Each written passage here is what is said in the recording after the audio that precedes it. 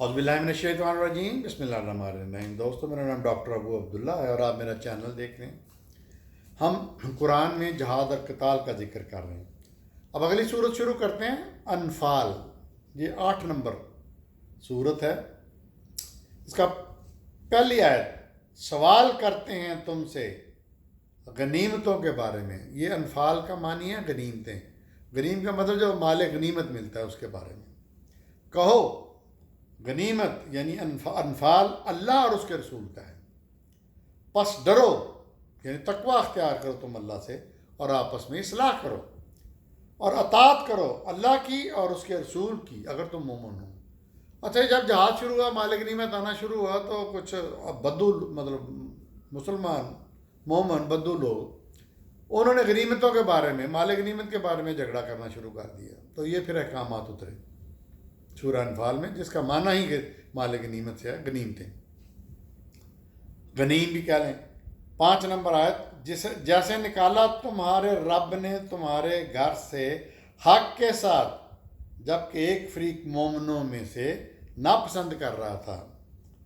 Number 6, झगड़ा कर रहे थे वो तुमसे इस हक में, बावजूद कि खुल कर आ चुका वो हक, कि गोया वो हाँके जा रहे हैं मौत की तरफ आंखों देखते।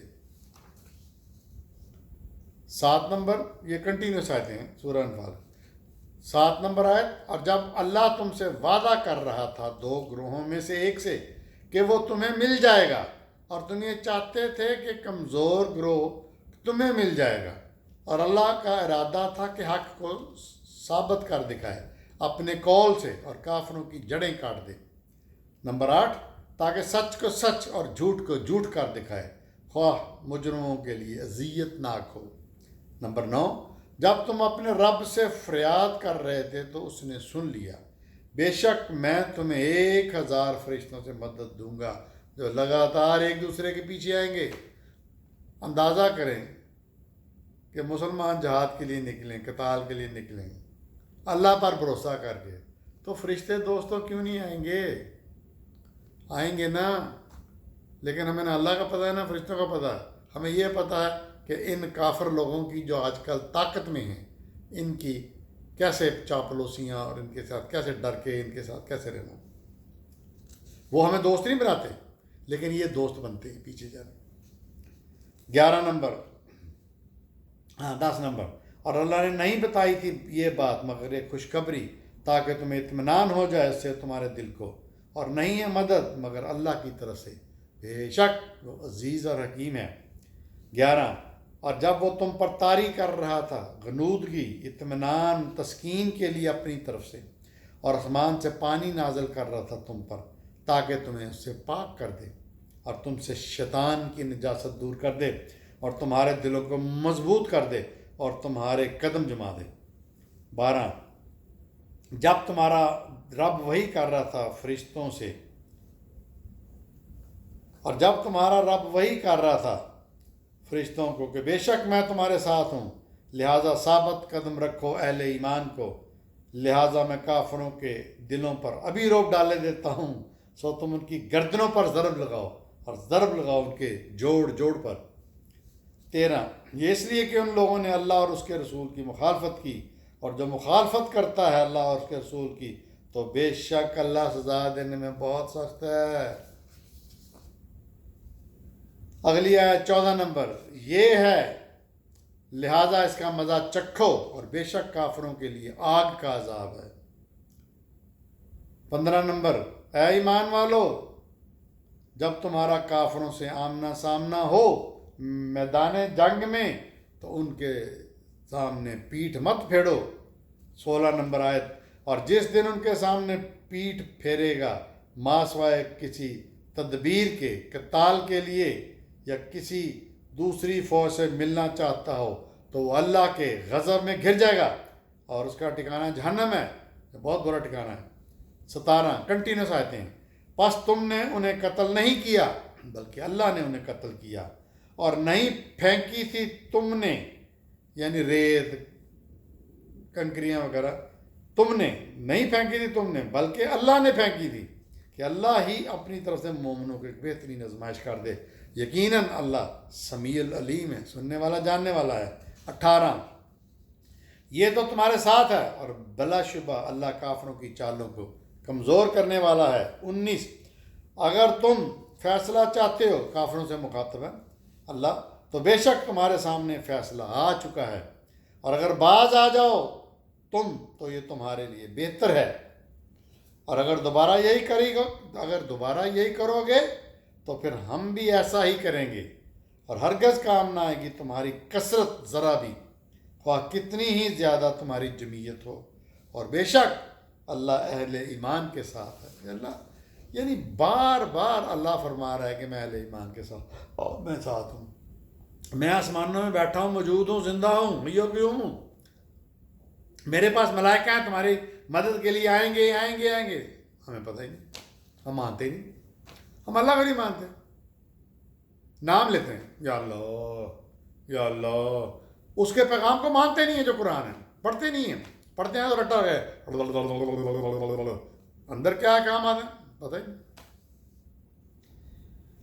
سورہ انفال 38 نمبر آیت، اے نبی کہو کافروں سے اگر یہ باز آ جائیں تو معاف کر دیے جائیں گے ان کے وہ جرائم جو وہ پہلے کر چکے ہیں، لیکن اگر وہ دوبارہ کریں گے اعادہ تو بلا شبہ نافذ ہو چکا قانون پہلے لوگوں پر۔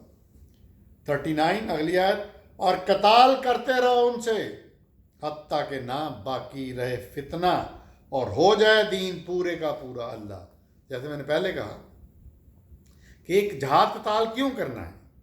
اللہ چاہتا ہے اپنے ماننے والوں سے، مومنوں سے، مسلمانوں سے کہ تمہیں اللہ کا یہاں پہ قانون نافذ کرنا ہے، نظام، اور ہو جائے دین پورے کا پورا اللہ کے لیے، لیکن ہم نہیں کر رہے، ہم عیش کر رہے ہیں، ہم روٹیاں کھا رہے ہیں، گلی روٹی کھا رہے ہیں، سوکھی روٹی کھا رہے ہیں، پھر اگر باز آ جائیں تو بے شک اللہ ان کے مال کو دیکھ رہا ہے۔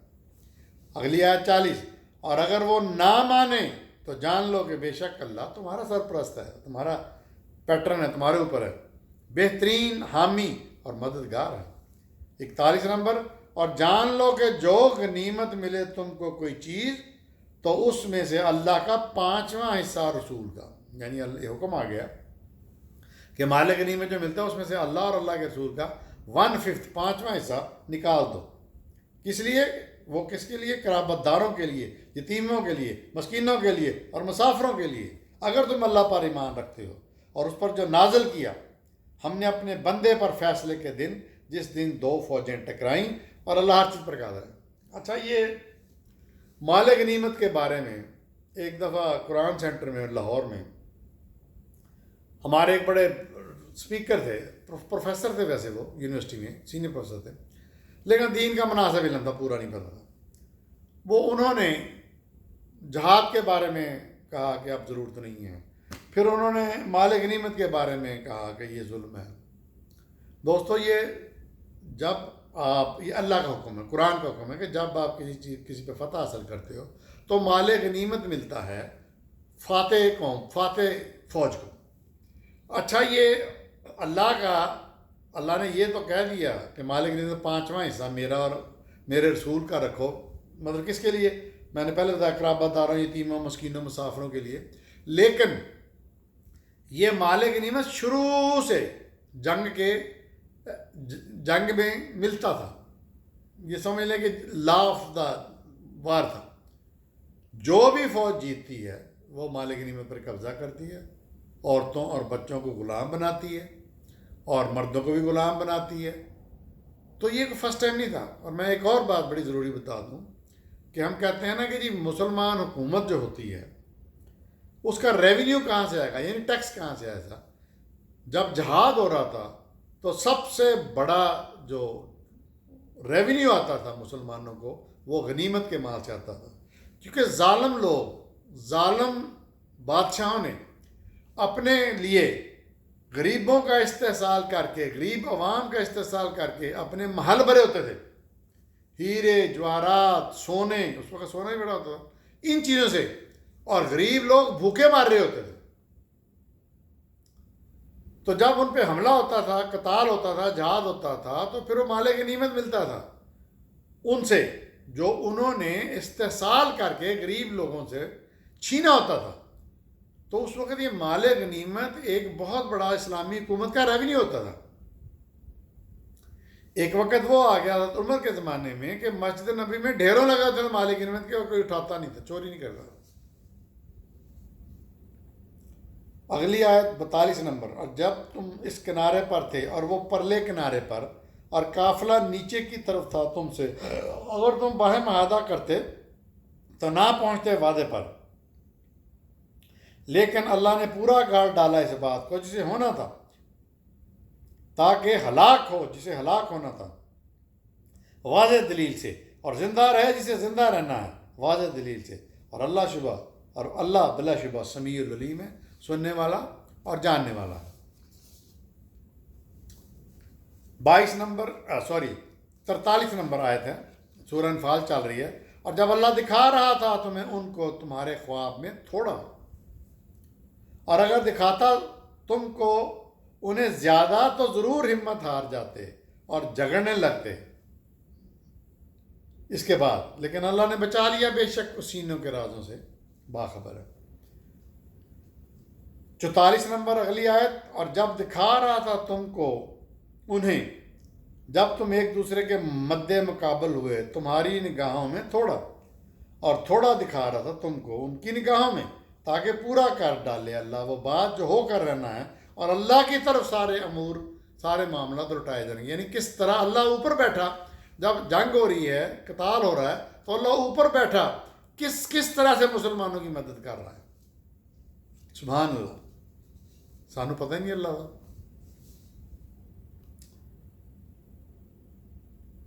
اگلی 45ویں آیت. اے ایمان والو, جب تمہارا مقابلہ ہو کسی گروہ سے تو ثابت قدم رہو اور ذکر کرتے رہو اللہ کا بکثرت, تاکہ تمہیں کامیابی ملے. 46 نمبر آیت. اور اطاعت کرو اللہ کی اور اس کے رسول کی, اور نہ جھگڑو آپس میں, ورنہ بزدل ہو جاؤ گے تم اور تمہاری ہوا اکھڑ جائے گی. اور صبر کرو, بے شک اللہ صبر کرنے والوں کے ساتھ ہے.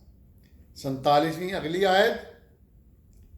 اور ان لوگوں کی طرح نہ ہو جانا جو اپنے گھر سے اتراتے ہوئے نکلے تھے اور ریاکاری کرتے لوگوں کے سامنے, کہ روکتے ہیں اللہ کی راہ سے, اور اللہ ان کے اعمال کا احاطہ کیے ہوئے ہے. اگلی آیت 48 نمبر, یہ کنٹینیوس آیتیں چل رہی ہیں انفال کی. 48. اور جب شیطان خوشنما بنا کر دکھا رہا تھا ان کے اعمال, اور کہہ رہا تھا کوئی غالب نہیں ہوگا تم پر آج کے دن لوگوں میں سے کافروں کو, اور بلا شبہ میں تمہارا حمایتی ہوں. پھر جب دونوں گروہوں کا آمنا سامنا ہوا تو الٹے پاؤں بھاگ گیا اور کہنے لگا کہ میں بری ذمہ ہوں تم سے, بے شک میں وہ دیکھ رہا ہوں جو تم نہیں دیکھ سکتے. مجھے اللہ سے خوف آتا ہے اور اللہ شدید عذاب دینے والا ہے. 49. جب منافق کہہ رہے تھے, اور وہ لوگ جو ان کے دلوں میں مرض تھا یعنی روگ, کہ ان کو ان کے دین نے مغرور کر دیا ہے, حالانکہ جس نے بھروسہ کیا اللہ پر تو بے شک اللہ عزیز ہے اور حکیم ہے. 50 نمبر آیت. کاش تم دیکھتے جب موت دے رہے تھے کافروں کو فرشتے, اور ضربیں لگا رہے تھے ان کے چہروں پر پیٹھوں پر, اور چکھو مزہ جلنے کے عذاب کا. 51. یہ اس لیے کہ جو تم نے آگے بھیجا تھا اپنے ہاتھوں سے, اور بلا شبہ اللہ اپنے بندوں پر ظلم نہیں کرتا. 56. وہ لوگ کہ معاہدہ کیا تھا تم نے ان سے, پھر وہ اپنے عہد کو توڑ دیتے رہے ہر موقع پر, اور وہ نہیں ڈرتے. 57. لہٰذا اگر تم ان پر جنگ میں قابو پالو تو انہیں سخت سزا دو, اور حواس باختہ کر دو تم ان لوگوں کو جو ان کے پیچھے ہیں, تاکہ وہ عبرت پکڑیں. یعنی کس طرح اسٹریٹجی پہ اسٹریٹجی, حکمت عملی پہ حکمت عملی اللہ تعالیٰ مسلمانوں کو بتا رہا ہے. تو کامیاب کیوں نہ ہوتے پوری دنیا میں؟ ہم نے تو ہر بات گوروں سے پوچھنی ہے. ہماری فوج کا سٹرکچر گوروں کا, ان کی وردیاں گوروں کی, ان کی جی یہ ہو گیا جی, اب جی ادھر ایک جرنیل ادھر جا رہا ہے, ایک جرنیل ادھر آ رہا ہے. کیا بکواس ہے. یہ فوج کس نے رکھی ہوئی ہے ہم نے؟